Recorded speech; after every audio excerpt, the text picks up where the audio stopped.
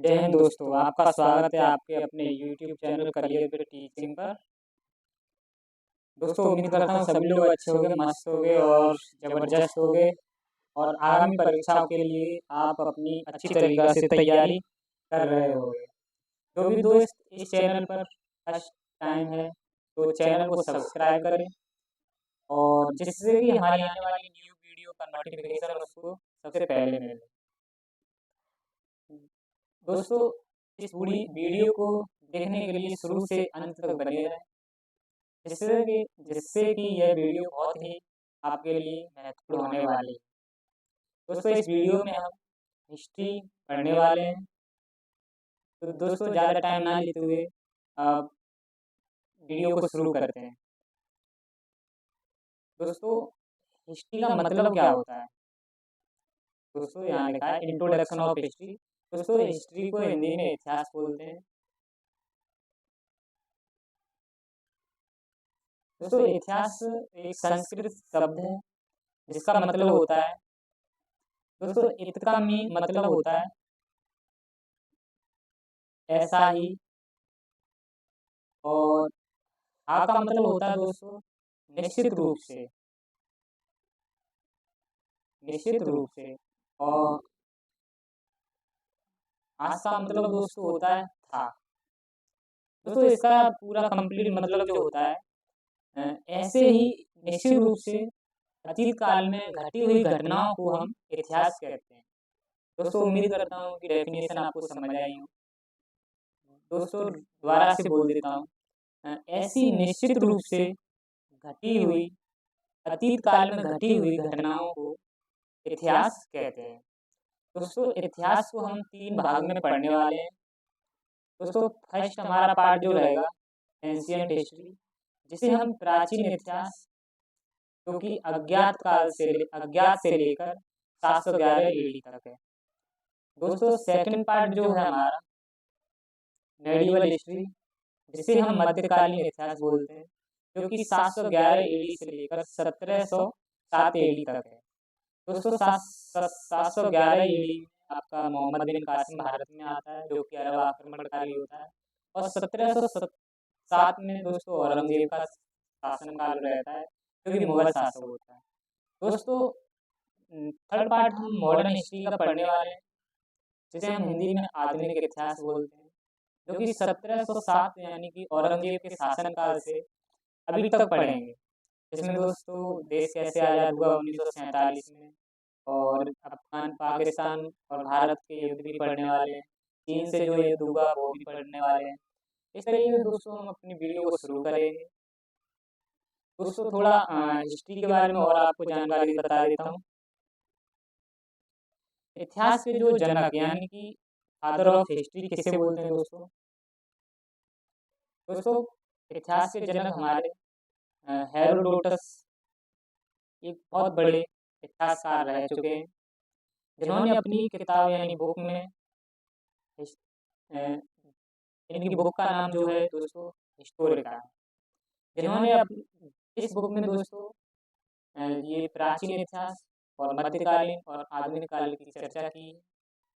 दोस्तों हम आगे जो पढ़ेंगे एडी, एडी क्या होता है और बीडी क्या होता है, बीसी क्या होता है। दोस्तों एडी को हिंदी में ईस्वी बोलते हैं और इंग्लिश में इसको एनो डोमिनी बोलते हैं। दोस्तों बीसी को हम ईसा पूर्व बोलते हैं और इंग्लिश में इसको बिफोर क्राइस्ट बोलते हैं। दोस्तों ये होता क्या है, एडी और बीसी होता क्या है दोस्तों? दोस्तों इतिहासकारों ने, बहुत सारे इतिहासकारों ने ईसा का जो जन्म माना है, ईसा का जन्म दोस्तों 0 माना है। कितना माना है दोस्तों? 0 माना है। दोस्तों ईसा के जन्म के बाद के समय को हम, यानी कि ये बाद है, ईसा के जन्म के बाद के समय को हम एडी बोलते हैं, और ईसा के पहले के यानी कि पूर्व के समय को हम बीसी बोलते हैं।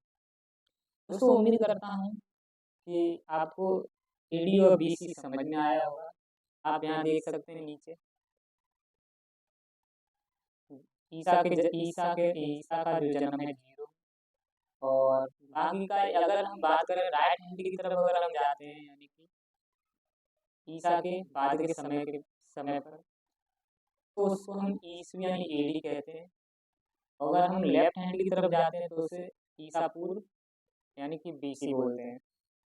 दोस्तों अगर सन में बात करते हैं, अगर ईयर में बात करते हैं, जीरो के बाद दोस्तों 1206 आया होगा बहुत सालों बाद। फिर 1526 यानी कि जो आपका मुगल शासक बाबर आया था भारत में। 1857 की क्रांति आपने सुनी होगी। फिर 1947। इस तरीके से दोस्तों 2023 फिर 2024 भी आया है। इस तरीके से आने वाले समय को दोस्तों एडी में बोलते हैं। किसमें दोस्तों बोलते हैं? एडी में।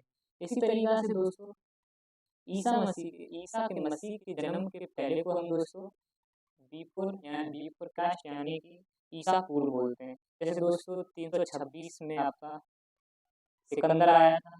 326 बीसी में आपका सिकंदर आया था भारत में।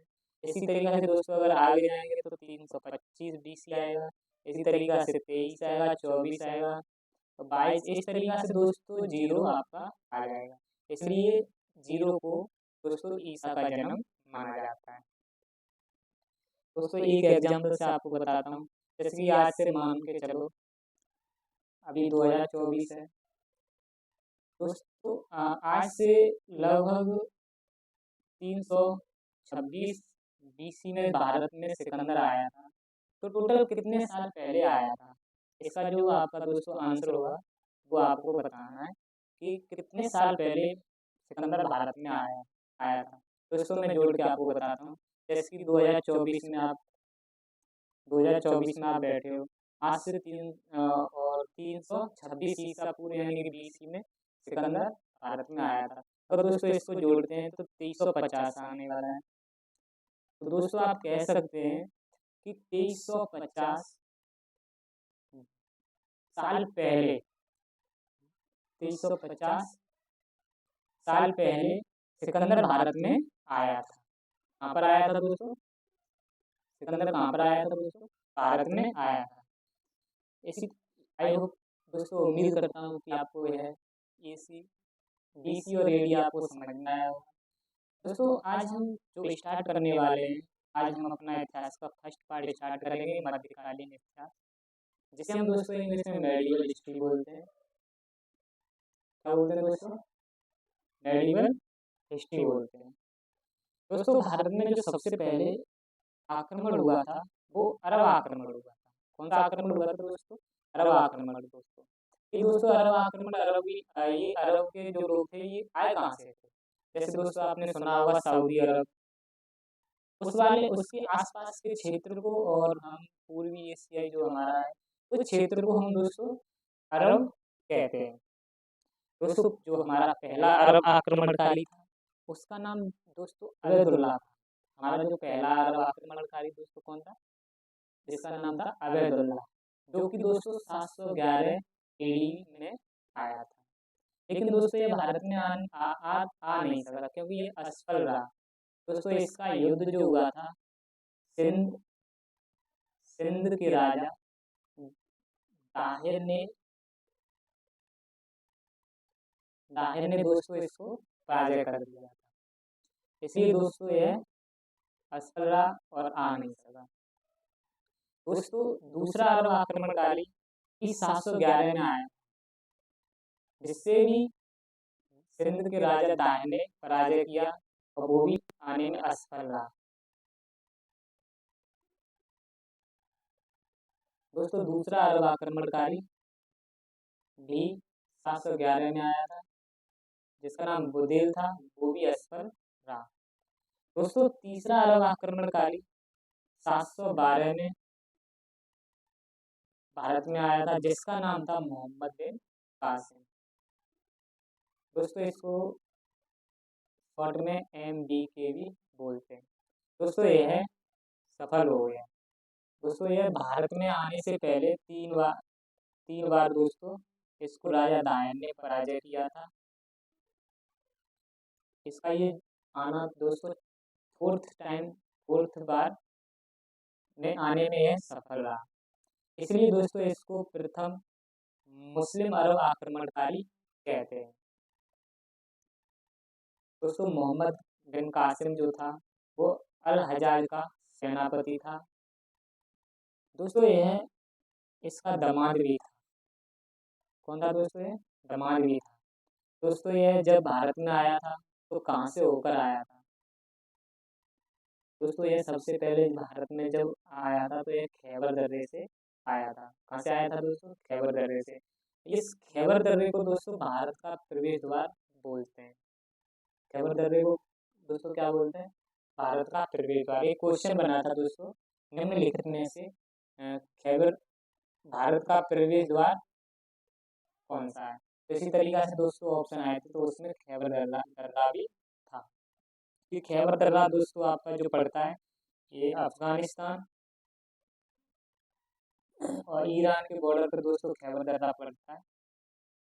फिर ये इसके बाद दोस्तों जब खैबर दर्रा को क्रॉस करता है तो इधर हमारा ये पाकिस्तान पड़ता है।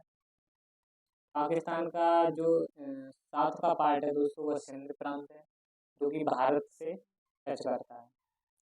इस तरीके से दोस्तों जब मोहम्मद बिन कासिम का पहला आक्रमण हुआ था उस समय सिंध का जो राजा था दोस्तों दाहिर था। कौन राजा थे दोस्तों? दाहिर था। दोस्तों इनकी दो पुत्रियां थी जिनमें से एक सूर्यमला और वो दूसरी परमला परमला थी। दोस्तों इनकी पत्नी का नाम रानीबाई था। दोस्तों कुछ इतिहासकार कहते हैं कि सूर्यमला और परमला को मोहम्मद बिन कासिम ने बंदी बना लिया। ये दोस्तों बंदी बना लिया था। दोस्तों उम्मीद करता हूँ कि आपको वीडियो अच्छी लग रही हो और अगर वीडियो दोस्तों अच्छी लग रही हो तो वीडियो को लाइक करें और वीडियो के साथ में शेयर भी करें और चैनल को सब्सक्राइब करें। दोस्तों जो हमारा नेक्स्ट पॉइंट है वो हमारा दोस्तों जो पहला पहला आक्रमण हुआ था दोस्तों भारत में, जो मोहम्मद बिन कासिम ने पहला आक्रमण जो किया था वो सिंध प्रांत में किया था। सिंध जो क्षेत्र है वहाँ किया था। उसके जो सिंध प्रांत में एक बंदरगाह है जिसका नाम है देवल बंदरगाह। दोस्तों आपको बता देता हूँ मैं ये देवल बंदरगाह कहाँ है। जैसे दोस्तों ये भारत का नक्शा है अपना,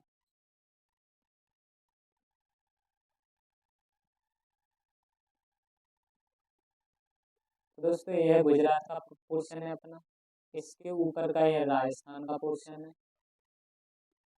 तो दोस्तों इस ये वाला क्षेत्र जो है पाकिस्तान में, ये वाला ये कंप्लीट यहाँ से यहाँ तक ये दोस्तों पूरा कंप्लीट सिंध प्रांत है।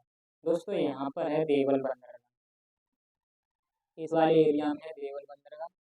दोस्तों यहाँ पर देवल बंदरगाह पर आक्रमण हुआ यहाँ पर। फिर दोस्तों इसके बाद मोहम्मद बिन कासिम आपका यहाँ पर एक जगह है नीलम बुद्ध स्थल, यहाँ पर गया।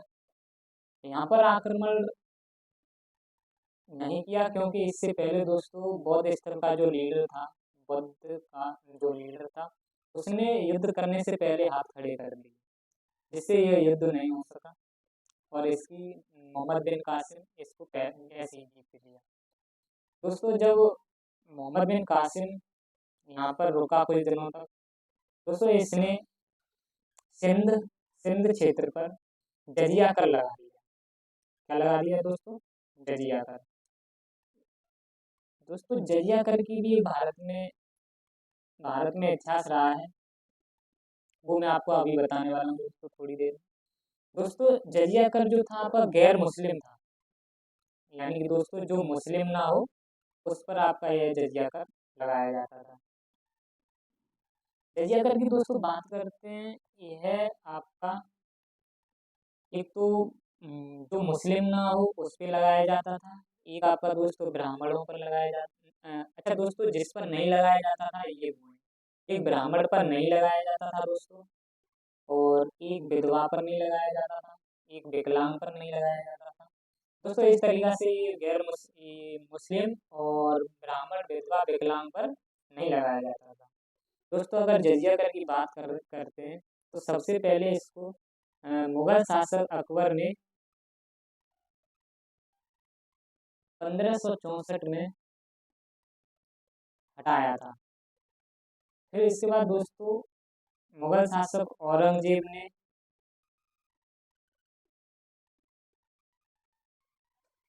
ने इसको लगवा दिया था। दोस्तों जजिया कर का जो पूर्णतः समाप्त जिसने किया था उसका नाम था मोहम्मद शाह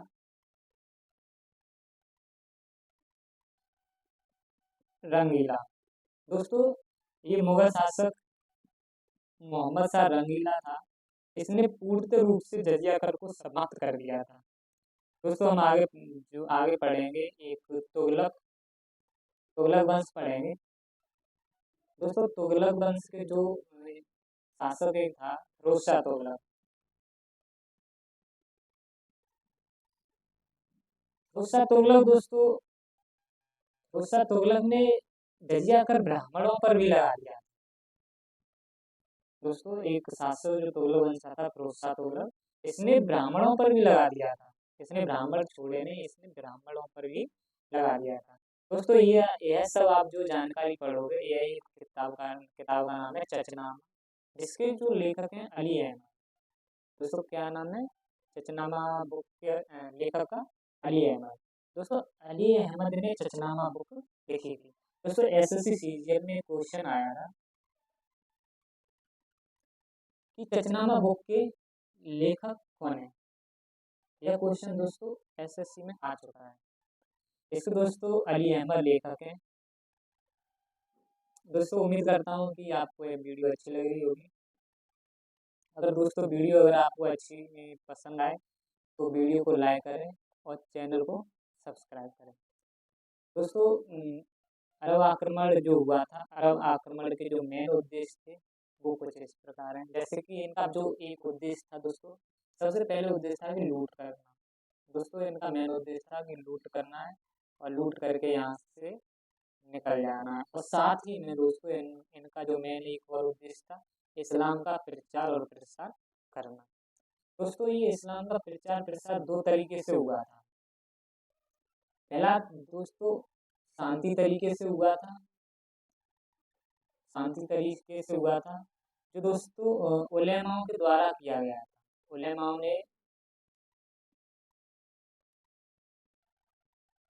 उलेमाओं के द्वारा दोस्तों इस्लाम का प्रचार प्रसार बड़ा शांति से किया गया था। यह इस्लाम को बहुत शांति तरीका से अपना प्रचार प्रसार करते थे। तो दोस्तों दूसरा जो इस्लाम का प्रचार प्रसार हुआ था वह तलवारों के दम पर हुआ था। दूसरा दोस्तों तलवारों के दम पर हुआ था। इस तरीके से दोस्तों इस्लाम का प्रचार प्रसार हुआ था। दोस्तों मोहम्मद बिन कासिम जो था इसने सोने के सिक्के जारी किए थे, दोस्तों जिसे हम दिरहम बोलते हैं।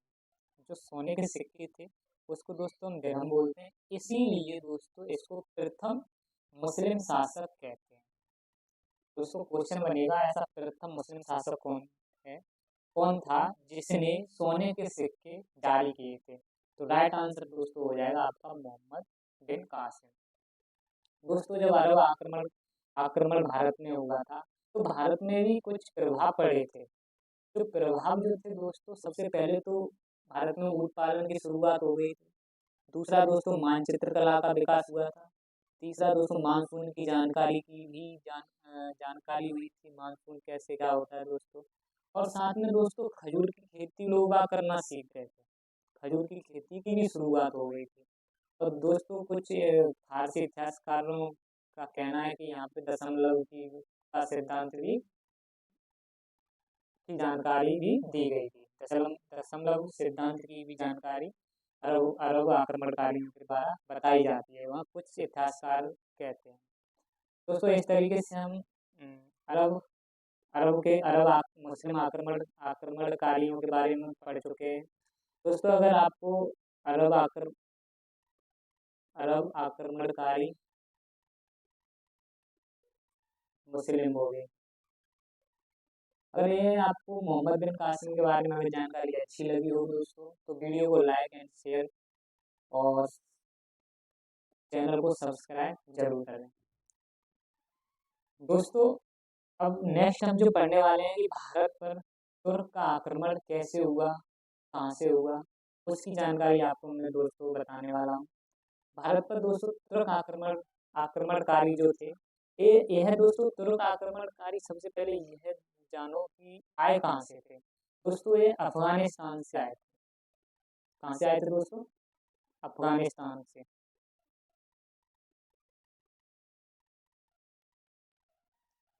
दोस्तों एक अफगानिस्तान के समीप एक जगह है, स्थान है, उसका नाम है गजनी।